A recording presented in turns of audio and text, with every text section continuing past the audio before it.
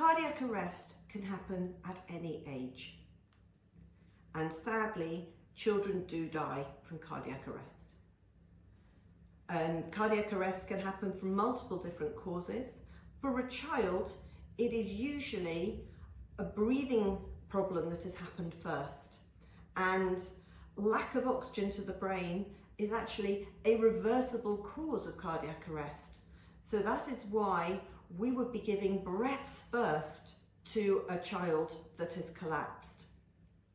So if you find somebody that is unresponsive, you're going to come in, you're going to check for danger. Check for danger really, as well as being aware of what's going on around you. It's about giving yourself time to take a deep breath and clear your head and make sure you are going to do the best thing for this child in a very scary situation. So take a deep breath, make sure it is safe for you, and whatever has caused them to have a cardiac arrest or collapse is not going to injure you, because you are the hope for that child, and you're going to be there to help them. So you've checked for danger, you're then going to check for response. So you speak to them and you touch them. No response.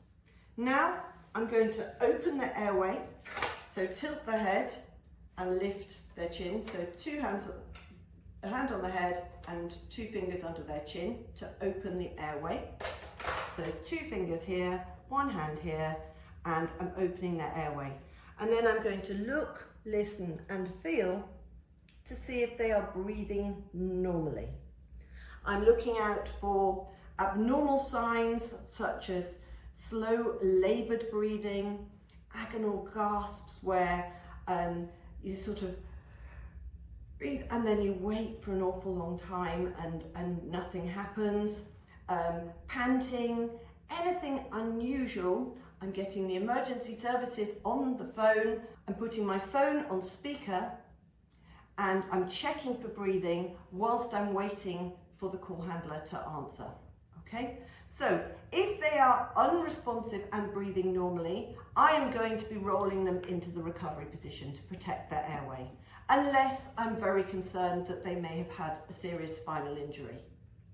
If they are unresponsive and not breathing normally, I'm going to start immediately by giving them 5 breaths. So I'm going to tilt the head, lift the chin, hold the nose and breathe into them.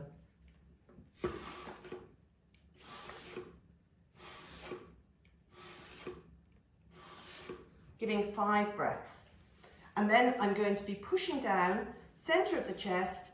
If you have been paediatric first aid trained, you are going to learn 15 compressions to 2 breaths. So 5 breaths first, 15 compressions. So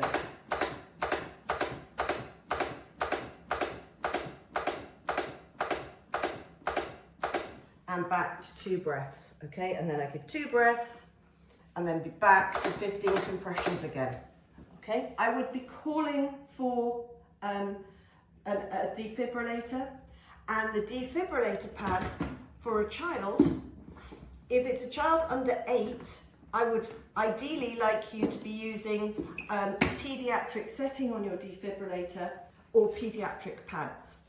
For a child under 8 or under 25 kilograms, you would ideally use the paediatric setting on your defibrillator or paediatric pads.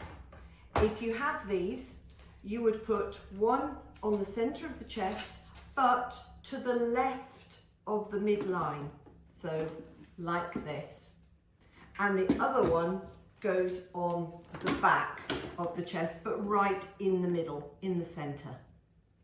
If you haven't got access to a paediatric pads or a paediatric setting on your defibrillator, you can use adult pads, and you would put, again, one on the front and one on the back. Adult pads tend to be much bigger and you may not have room to put it to the left of centre. If you can though, that is what you would do, to the left of centre on the front and in the middle on the back. When you're classifying children, They are classified as 0 to 1 for a baby, 1 to 12 for a child, and 12 to 18 or 13 to 18. It's a grey area around that puberty time for an adolescent or as an adolescent. So an adolescent will have the adult CPR positioning of the pads, providing they're post-puberty, but they will still have 5 breaths first when you are giving compressions and breaths.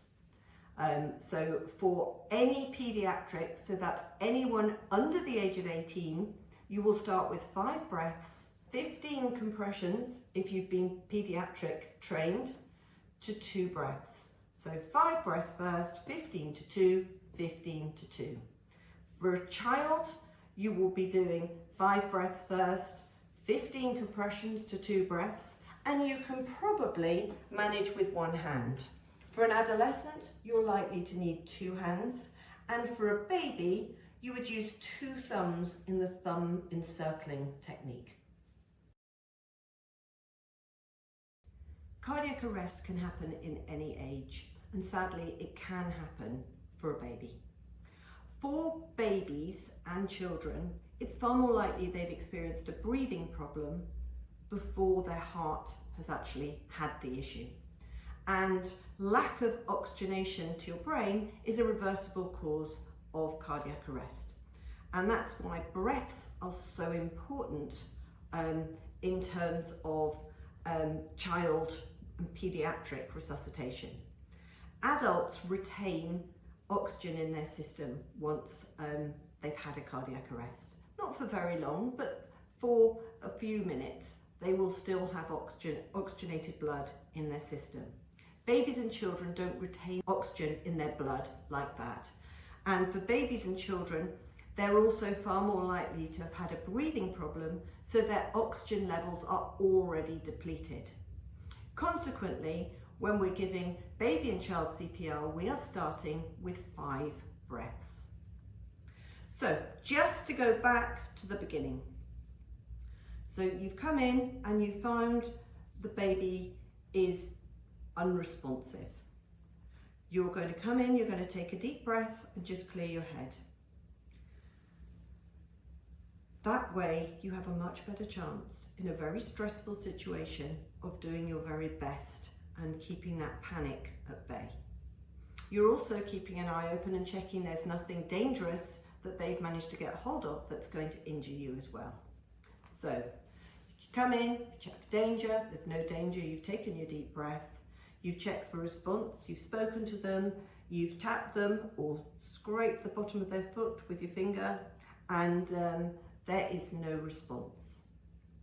You now need to open the airway and check for breathing. For a baby, 1 hand on the head, 2 fingers under their chin, and you just go to horizontal. You never want to overextend a baby's airway because that can block it again. It's the way they're made. So quite often their chin will go forward like that, and you just tilt the head and lift their chin to horizontal like that, okay? And then you would check for breathing. You've got your phone, you put your phone on speakerphone and phone the emergency services, and you're doing all this while you're waiting for the call handler to answer, okay? If they are unresponsive and they're breathing normally and you're confident that they're breathing normally, then you would put them into the recovery position so that you would maintain their airway. So you would put them into a position like that, or you would roll them onto their side and put something here to keep them on their side and keep checking that they are breathing. If they are unresponsive and not breathing normally, you are going to start with 5 breaths. So you've tilted the head, lift their chin to horizontal. You're going to seal your mouth around their mouth and nose, because of the size of it is too difficult to hold their nose and breathe in. So you're going to cover both and puff with a puff of your cheeks. Their little lungs are about the size of a tea bag. So you don't want to breathe in too much to inflate their lungs. You're just doing a quick puff to inflate their lungs.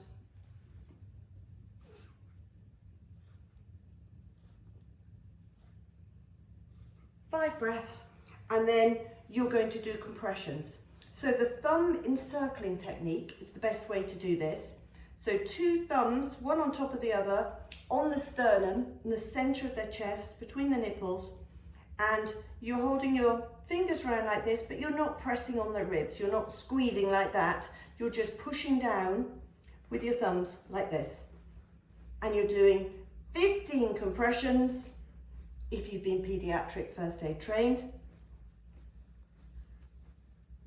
to 2 breaths. And I'm not sure, I might have lost count at that point. And do you know what? It doesn't matter. It's not an exact science, the 15 to 2, but roughly 15, going back to 2 breaths and then back to your compressions again. Pushing down hard and fast by about 1/3 of the depth of their chest, because when you're pushing on the chest, you're being the heart.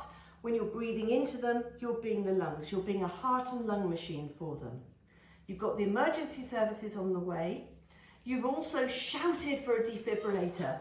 And if there is a defibrillator nearby, if they have paediatric pads in a paediatric setting, you would put 1 pad on the center of the chest, but just to the left, if you can. You're doing this on the baby's bare chest, and you would put it to the left side of the center. And the other pad goes on the back. But again, you're doing that on their bare skin. And then you're doing the compressions on top. If you haven't got paediatric pads or a paediatric setting, and the baby is unconscious and not breathing, you can still use adult pads. You would put one on the center of the chest. There's going to be no room to put it for one side or the other, and one on the back. It's unlikely that they will be in a shockable rhythm. So it's unlikely that the defibrillator will let you shock. But if it does, then it means that that child was in a shockable rhythm, and any shock is better than no shock. You've got the emergency services on the way. You keep going. You're giving compressions and breaths, and as I say, the emergency services are on the way. Thank you for listening. If you found this helpful, please share with others. We have a wealth of free resources on our websites, www.firstaidforlife.org.uk and onlinefirstaid.com. You can also subscribe to our channel.